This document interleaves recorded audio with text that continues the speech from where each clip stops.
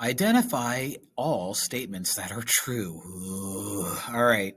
F of g of x. Let's find f of g of x. This is going to take us a minute.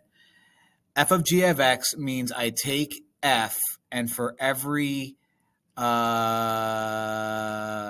writing it down. For every x that I have, replace it with g. So just take that x and write out g. Okay, I can handle that. G of f is you're going to take g, which is this, and replace every x with f, so they're the same. Oh, how nice. So not you. 2 says g of h. So let's find out what g of h is. G of h means I start out with g and replace the x with an h. So instead of x minus 4, 3x plus 4 minus 4 over 3. These guys cancel out. 3x over 3 is just going to be x. So that's g of h. Let's see what h of g is. H of g means I start out with h, replace every x with g.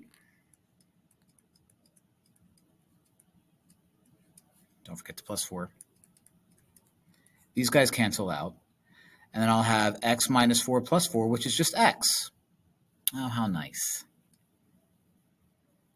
Of course, I have to keep going because it's never that simple. H of j has me start out with that. So start out with h, substitute j for every x. This is h of j. So you get 9x minus 12 plus 4 is going to be 9x minus 12 plus 4 is minus 8.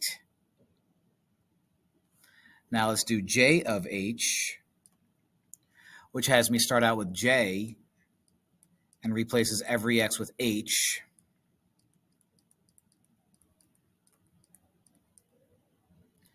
So 9x plus 15, I'm sorry, plus 12 minus 4. Oh, we finally have one. We have one that doesn't match up. So you don't work, friend, and you're going to be my guy.